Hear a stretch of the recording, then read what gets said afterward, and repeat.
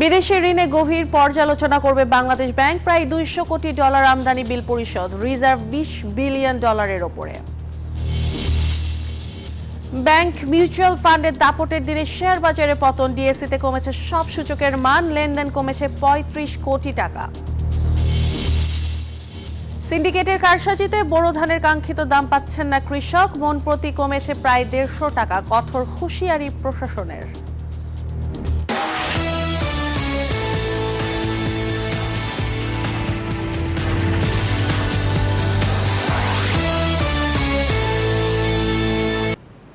আমন্ত্রণ ব্যবসা বাণিজ্যের অর্থনীতির সর্বশেষ খবর নিয়ে নিউজ 24 এর নিয়মিত আয়োজন পূবালী ব্যাংক পিএলসি বিজনেস টাইমে। সাথে আছে আমি পিঙ্কি সানোয়ার, আর এতক্ষণ দেখছিলেন সংবাদ শিরোনাম। এবার বিস্তারিত।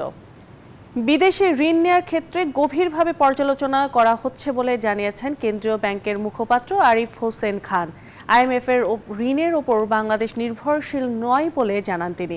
অন্যদিকে আমদানির বিল বাবদ $188 কোটি পরিশোধ করেছে বাংলাদেশ। তারপরও রিজার্ভ $20 বিলিয়ন ওপরেই থাকবে বলে জানান তিনি। আইএমএফ এর ঋণ নিয়ে চলছে দর কষাকষি আলোচনা, যদিও পরবর্তী কিস্তি ছাড়ের বিষয়টি পুরোটাই নির্ভর করছে সংস্থাটির বোর্ড সভার উপর, যে সভা হবে আগামী 23 মে ওয়াশিংটনে। তবে বন্ধ হয়নি বাংলাদেশের আলোচনার পথ, সমঝোতা নিয়ে হবে আরও বৈঠক। তবে এখনকার বাস্তবতায় বাংলাদেশ আর আইএমএফ এর ঋণের ওপর নির্ভরশীল নয় বলে জানান বাংলাদেশ ব্যাংকের মুখপাত্র আরিফ হোসেন খান। তাই বিদেশি ঋণের ক্ষেত্রে গভীরভাবে পর্যালোচনা করা হচ্ছে। কোনো ঋণ গ্রহণ করতে আগ্রহী হচ্ছে না, তারা সত্যিকার অর্থে আগে নিড অ্যাসেসমেন্টটা করছে। বাজারমুখী করার নামে, উদারীকরণ করার নামে এই বৈদেশিক এক্সচেঞ্জ রেটটাকে ঝুঁকির মধ্যে ফেলে দিতে গভর্নর মহোদয় রাজি না। আমাদের রিজার্ভ পজিশনটা আরেকটু উন্নত করতে চাচ্ছি। তারা পরবর্তী জুন মাসে তারা আবার একটা আলোচনা করবে। ওই তখন রিভিউ আলোচনার পরে বোঝা যাবে যে তাদের দৃষ্টিভঙ্গির কতটুকু পরিবর্তন ঘটেছে। এদিকে আমদানি বিল বাবদ $188 কোটি পরিশোধ করছে বাংলাদেশ, যা গত 3 বছরের মধ্যে সর্বোচ্চ। বৈদেশিক মুদ্রার পরিমাণ সেটা 1.883 বিলিয়ন, সেটা আজকে থেকে তা পরিশোধের উদ্যোগ নেওয়া হয়েছে এবং টোটাল কর্মকাণ্ড সেটেল করতে আরো 2 কর্মদিবস লাগবে। আমরা অ্যাসিওর করছি যে পরিশোধ করার পরেও 20 বিলিয়নের নিচে নামবে না BPM 6 অনুযায়ী, এবং আমাদের যে বাংলাদেশ ব্যাংক হিসাব অনুযায়ী এটা 25 বিলিয়নের নিচে নামবে না। তবে এতে রিজার্ভ $20 বিলিয়ন ওপরই থাকবে বলে নিশ্চিত করেছেন কেন্দ্রীয় ব্যাংকের মুখপাত্র। মরিয়ম আজিজ মৌরিন, নিউজ 24, ঢাকা। ডিজিটাল অন্তর্ভুক্তি, জলবায়ু কার্যক্রম, আঞ্চলিক সংযোগ এবং টেকসই অর্থায়ন, এই 4 খাতে এসে উন্নয়ন ব্যাংকের কাছে উন্নতর সহযোগিতার আহ্বান জানিয়েছেন অর্থ উপদেষ্টা ডক্টর সালেউদ্দিন আহমেদ। মঙ্গলবার ইতালির মিলানের এডিবির 58তম বার্ষিক সভায় বক্তব্য রাখেন তিনি বলেন, বাংলাদেশ স্বচ্ছতা, অন্তর্ভুক্তিমূলক প্রবৃদ্ধি ও টেকসই উন্নয়নের পথে এক ঐতিহাসিক রূপান্তরের মধ্য দিয়ে যাচ্ছে অন্তর্বর্তীকালীন সরকার। এই সংকটপূর্ণ সময়ে শুধু অর্থায়ন নয়, কাঠামোগত সংস্কার ও দীর্ঘমেয়াদী সহনশীলতা গড়ে তোলার ক্ষেত্রে এডিবির ভূমিকা আগের যে কোনো সময়ের চেয়ে গুরুত্বপূর্ণ।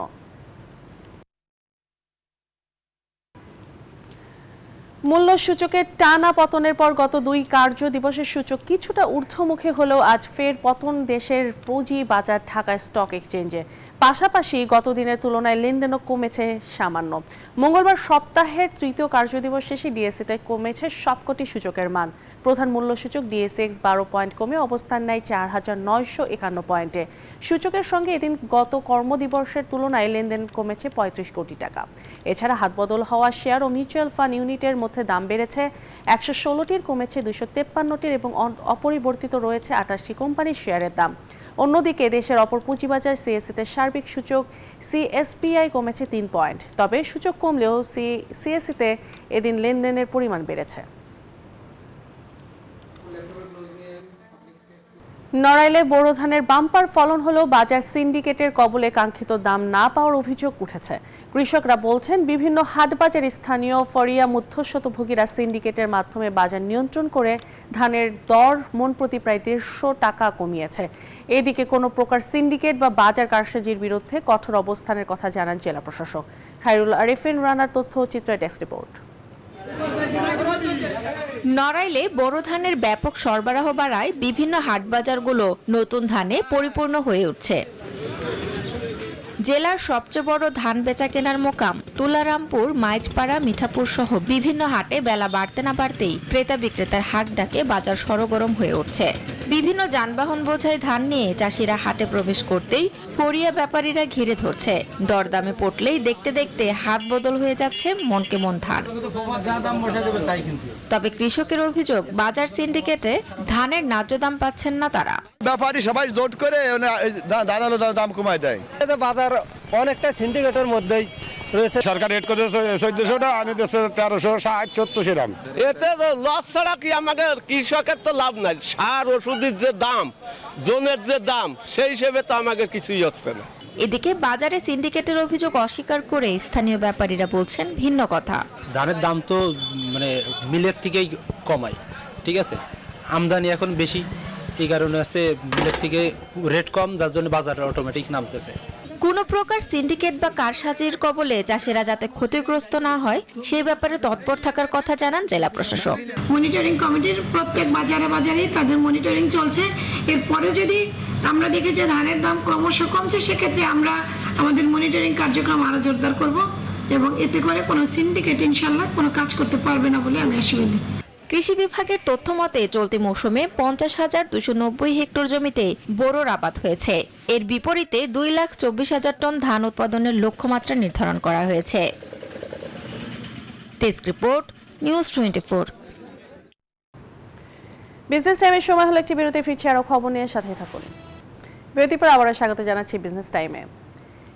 দিনাজপুরে গড়ে উঠেছে কৃষি যন্ত্র তৈরির অর্ধশতাধিক কারখানা। জেলার চাহিদা মিটিয়ে চট্টগ্রাম, দক্ষিণবঙ্গ সহ চলে যাচ্ছে হাওড় অঞ্চলেও।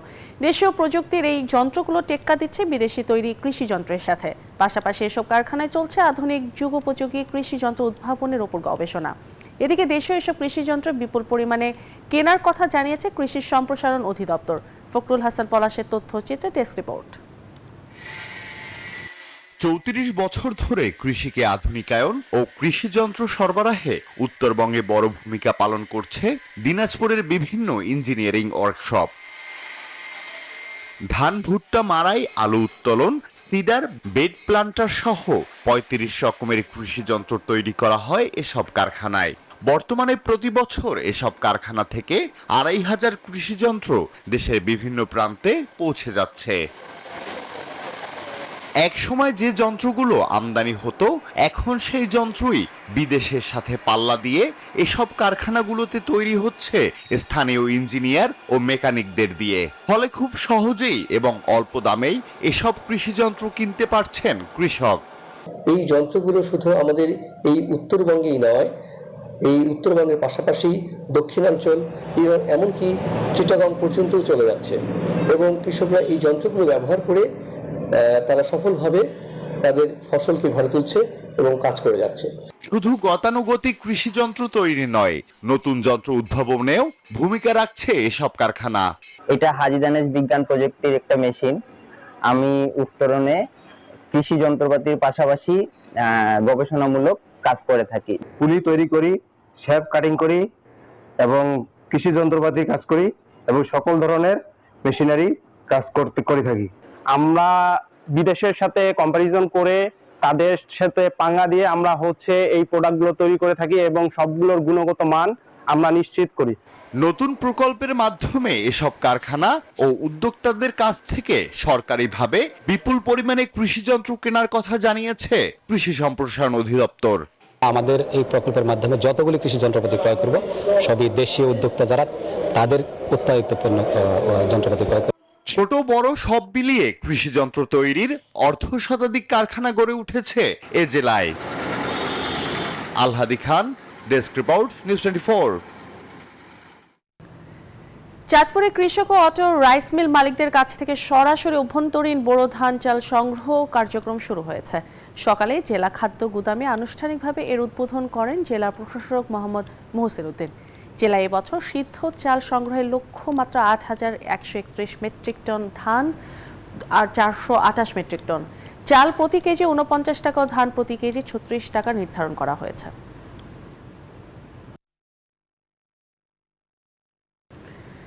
দিনাজপুরে মানসম্পন্ন চা তৈরি বিষয়ক কর্মশালা ও মতবিনিময় সভা হয়েছে। সকালে Dinajpur chamber of commerce and industry ভবনের সম্মেলন কক্ষে উত্তরবঙ্গের বটলিফ চা কারখানার স্বত্বাধিকারী ও ব্যবস্থাপকদের জন্য এই কর্মশালার আয়োজন করা হয়। বাংলাদেশ চা গবেষণা ইনস্টিটিউট ও শ্রীমঙ্গল চা বোর্ড এসব কর্মসূচি আয়োজন করে।